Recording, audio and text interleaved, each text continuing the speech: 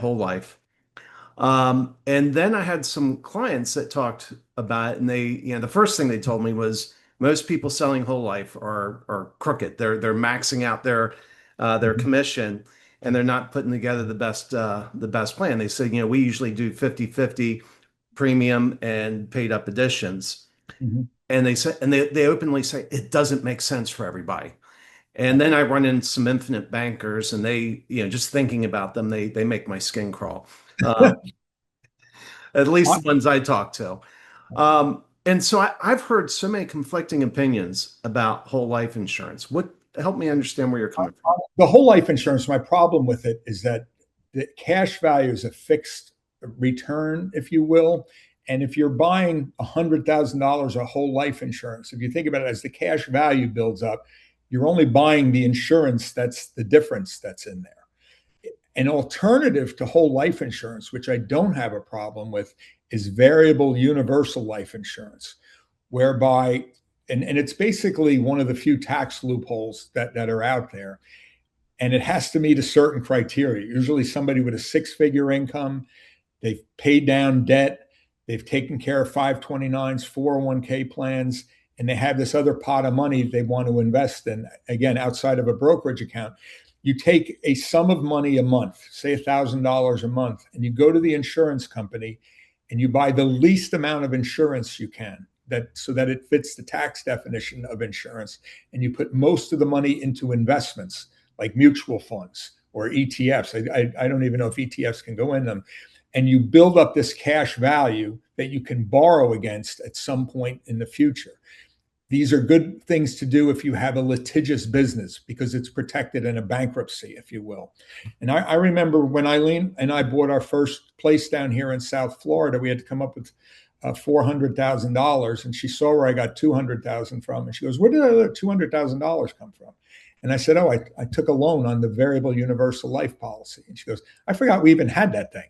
And I go, "Yeah, it's for things like that. It's for funny money. It's for a big withdrawal. It's for wedding of our kid. It's to get our hands on something and not take the tax hit on another type of investments. And by the way, if I were to die, there's also a life insurance, tax-free life insurance benefit that works. And I've done that with people, especially when I knew clients were bad at saving money. Okay, and they had this. So I think variable universal life is a very good alternative. I've done that successfully with many people. Whole life, I've sold one whole life insurance policy in 35 years, and that's for somebody that had a medical issue, and it was the only way they were going to get insurance. I've sold one policy. I have no problem with cash value policies as part of buy sell agreements, non qualified deferred compensation arrangements, and certainly with wealthy people, second to die policies that helps pay for estate taxes. That's how Magic Johnson found out he had the AIDS virus back in the day. But whole life insurance, the math just doesn't work on it. There's other alternatives, in my view. And Yeah. they're often done, people that buy that often can't afford to fund their 401k plan. You know what I mean? They're putting money in a whole life insurance because some salesman told them to do it instead of putting money into a tax deductible 401k plan, which is stupid in my view. Yeah. So I was looking for a guest for this podcast, and somebody connected me with a couple infinite bankers. And and I started asking, they gave their spiel. They did most of the talking. Right?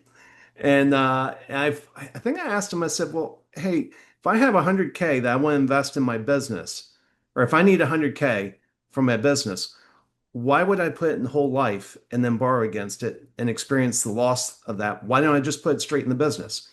Yeah. If you already had the money in the life insurance in a variable universal life insurance policy, that would be the time to take it out and put it into your business or something along those lines because you could do it tax free and still maintain the policy. I would never borrow money to put it into an insurance policy. That's for sure. That's crazy. I think that's malpractice. I think it's borderline malpractice. Well, when I asked them that, and the second one came in and he said, "Here, let me try it," and he did basically the same spiel, and I said, "I just don't understand." And they huffed and basically said, "Well, he literally said this. Well, I say I just wasted my time."